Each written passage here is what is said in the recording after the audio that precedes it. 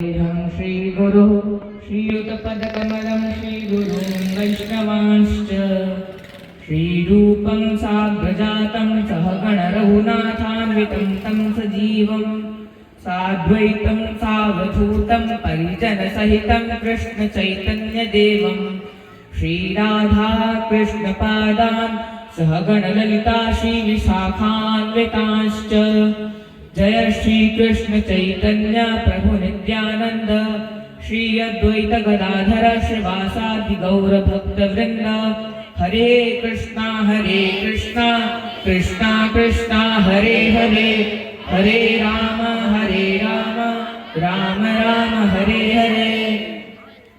हरे कृष्णा।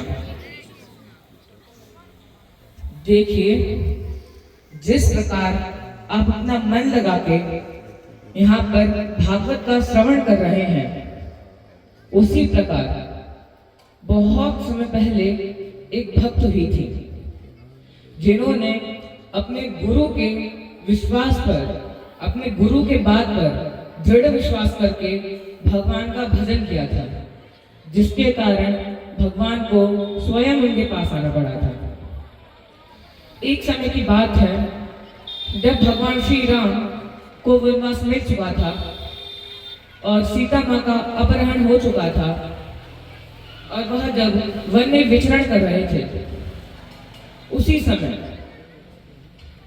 क्या हुआ कि उनकी एक भक्त थी जिसका नाम शबरी था।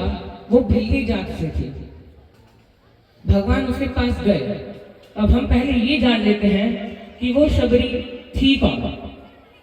एक समय की बात है, जंगल में भीलन लोग रहते हैं, तो उसमें ही एक स्त्री का विवाह हो रहा था। उसके मन में पहले से ही था, वो पशुओं को काफी ज्यादा प्रेम करती थी।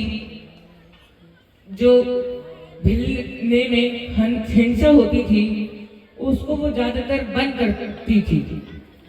परंतु क्या होता था, भिलन में क्या करते हैं, अगर किसी का विवाह होता है या फिर कोई त्योहार होता है तो मांसाहार किया जाता है, भेड़ बकरों को काटा जाता है। तो उनका विवाह था।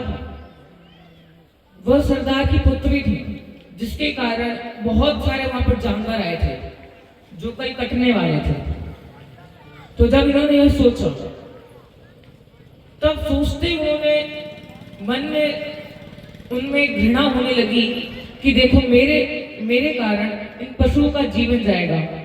उन्होंने क्या किया, रात्रि में ही उन पशुओं को और खुद उस जगह से भाग गए और मतंग ऋषि के आश्रम में रहने लगे। मतंग ऋषि को उन्होंने अपना गुरु बनाया और उनकी सेवा करने लगे। कुछ समय के बाद वहां से ऋषि जाने लगे और कहने लगे, चिंता मत करो, यहाँ पर ही भगवान श्री राम तुम्हें दर्शन देंगे, तुम बस भगवान श्री राम का नाम जपते रहना। वह यह कहकर उधर से चले गए। अब दिन पर दिन बीतते गए, समय आगे बढ़ता रहा।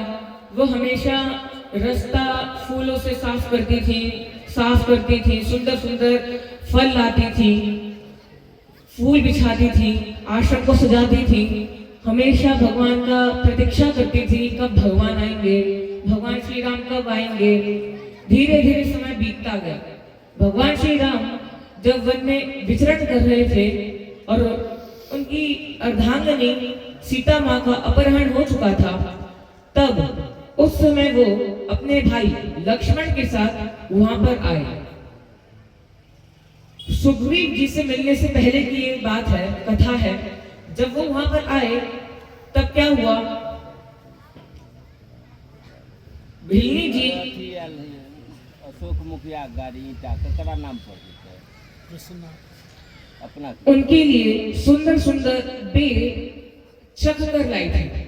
आप इसमें एक प्रश्न भी उठाएंगे कि भगवान क्या किसी का झूठा प्रसाद खा सकते हैं? हाँ, परंतु जो सबरी थी वह फल को झूठा नहीं करती थी। इसमें देखिए एक भाव है, जैसे कोई वृक्ष है तो उसका जैसे एक तना है, तो उसमें जो एक फल होता था उसको वो चखती थी। फिर उसको फेंक कर सारे मीठे फलों को रख लेती थी।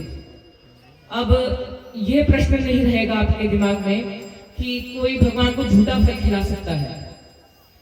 तो उन्होंने उनके लिए फल निकाला और भगवान जैसे ही आए, तो एक भजन है, मैं भजन गाना चाहता हूँ, उसके बाद मैं आगे की कथा करूंगा।